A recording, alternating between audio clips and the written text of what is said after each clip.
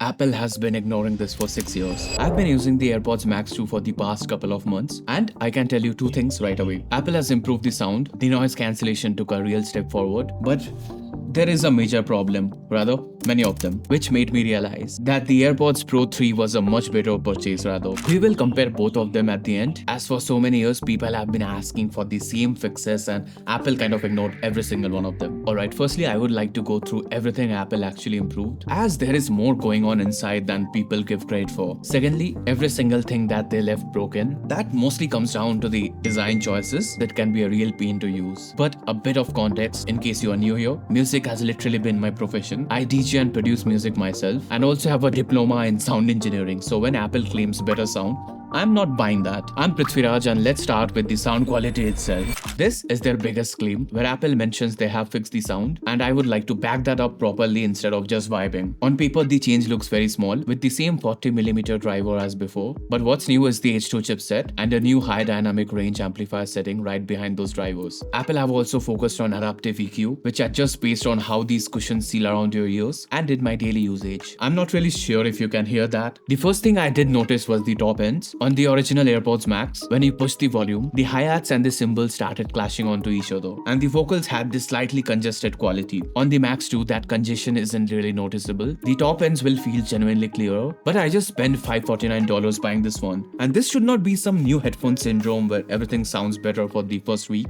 And to be sure about that, I tested these with my own tracks that I produced, where I exactly know what's sitting in every corner of the mix. It will be safe to say that the Max 2, it kept things separated, where the original one starts folding them together. Now coming into the bass, I like the fact that Apple did not overdo that, and now it feels much more controlled, as in there is no muddiness in audio tones. Kick drums stop when they are supposed to stop, instead of bleeding into the sub bass underneath them. As someone who spends way too many hours staring at the low end in my digital audio workstation, that control is worth more to me. Now being very honest, not everyone agrees that this is a big jump, as most people won't understand all these technicalities and they just want the best sound quality. However, I read on many articles that the H2 chipset doesn't do much for the sound quality. I kinda agree to that, as there hasn't been any noteworthy improvement. The new chipset is mainly focused on better noise reduction, to be honest. So if you hated how the original Max was tuned, the Max 2 won't convert you. This one is literally the same thing, just executed better. But is it really? Well, the good news is that iOS 27 finally brings custom EQ, so if that upper mid dip bothers you, like it bothered me, you can nudge it back up yourself. Having actual EQ controls on AirPods feels like a long overdue, and not to forget, the wire lossless audio carries over from the last refresh. Connect a USB-C cable and we get full lossless support on Apple Music as well as on Spotify. I still feel this feature has the same personality as the last one, but I really wish they had upgraded it for wireless setting as well. Apple, if you're watching this, please take my money, but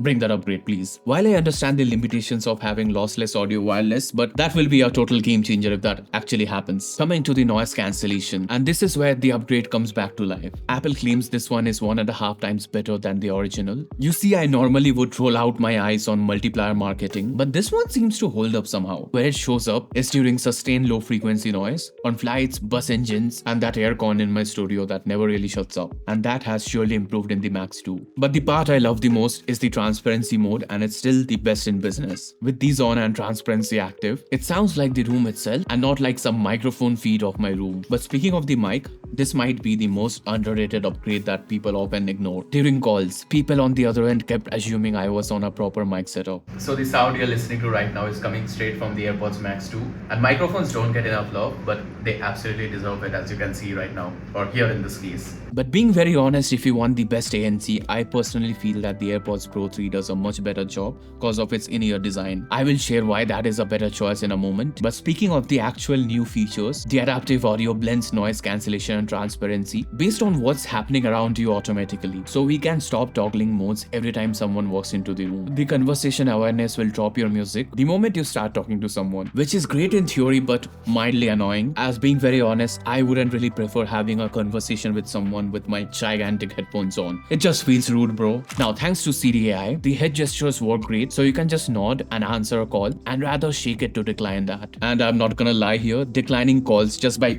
Shaking my head became my favorite passive-aggressive move. The crown even doubles as a camera remote, so you can just press it and your iPhone takes a photo, which can be useful if you're recording yourself. But I wanna know, do you guys actually film yourself while wearing these gigantic pieces on your head? Well, if you do, it's perfect for that. Another one is the live translation feature, which is kinda cool. Real-time translated conversation straight into my headphones. But being very honest, I couldn't really test that out as it doesn't support my native language as of now. Also, Bluetooth jumped from 5.0 to 5.3. Latency finally feels awesome. On the original Max, editing anything wirelessly felt like the audio was slightly off. On this one, everything fits close enough to real time. I would still never mix my song over Bluetooth. Rather, no producer in this planet would. But for everything short of that, the Max 2 clearly takes the win. And that's exactly what makes the outside so frustrating, as they clearly ignored the main problem. Whatever you can physically see and touch on the AirPods Max 2 is carried over from 2020. Alright, so let me walk you through the damage here cause these can be really annoying. But before that, please consider hitting that subscribe button as we are really close to hitting 200k subscribers. And I promise to bring you more such videos on the Apple ecosystem and the best tech in general. So this is everything Apple has ignored. First up, I refuse to be calm about this one. There is no power button. Your only options are putting them inside the case or leaving them out and letting them decide when to take a nap. That's it. This has been the single most repeated complaint in basically every review that I've ever watched, and Apple decided to do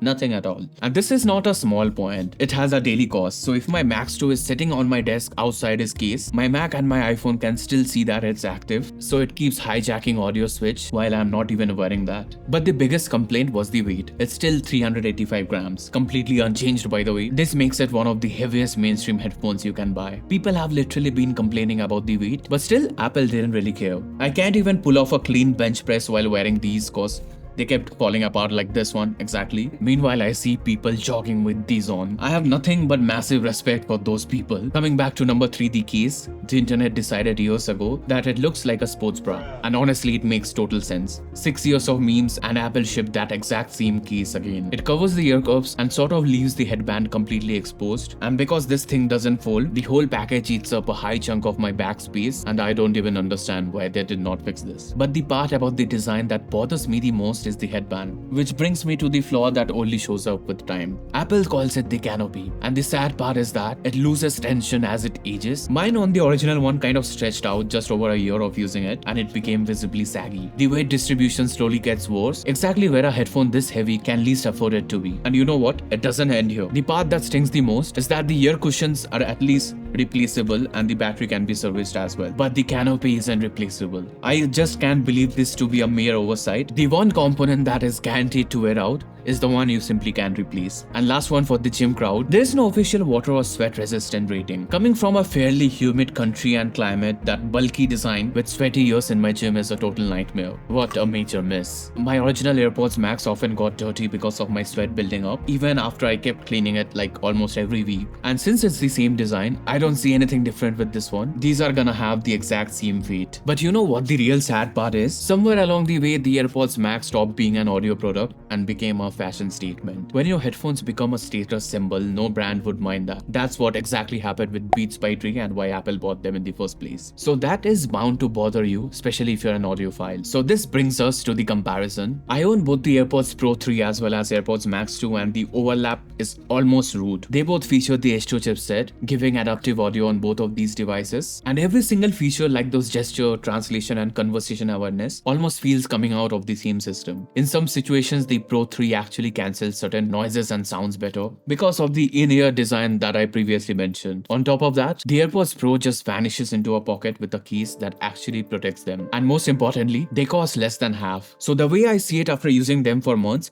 the AirPods Pro 3 covers 90% of my Max 2 use cases for way less money, and the remaining 10% is for long flights, where over-the-ear comfort plus spatial audio for movies is a legit luxury. This one comes really handy. That is the honest split. So if you're someone who lives inside the rest 10%, like you mostly use them on your desk setup, the AirPods Max 2 definitely makes much more sense for you. But if you even had to take a pause and think about it, The AirPods Pro 3 is your answer. Which brings us to the most important question. Should you actually buy these at all? If you're on the original 2020 Lightning Max, it's the full modern feature set. Just go for it. You will feel the difference everywhere except on your neck. But if you bought the USB-C refresh like me from a couple of years back, you can skip this one, as you already have the USB-C port and lossless audio. And the rest is too incremental to justify the $549. Or simply just get the AirPods Pro 3 in case you are okay with earbuds. This one is a much better value for money. So for Apple specific users who are buying their first flagship headphones, buy this with your eyes open. And speaking of the Apple ecosystem, Apple kinds of wants you to buy both the MacBook Pro as well as the iPad Pro. And I don't even blame them for that, as they both together can give you a touchscreen MacBook experience, which can be super useful once you get the hang on to it. So if you'd be interested in that, click here on this video, and over there I shared why Apple wants you to buy both and which one is the better choice among the iPad Pro as well as the MacBook Pro.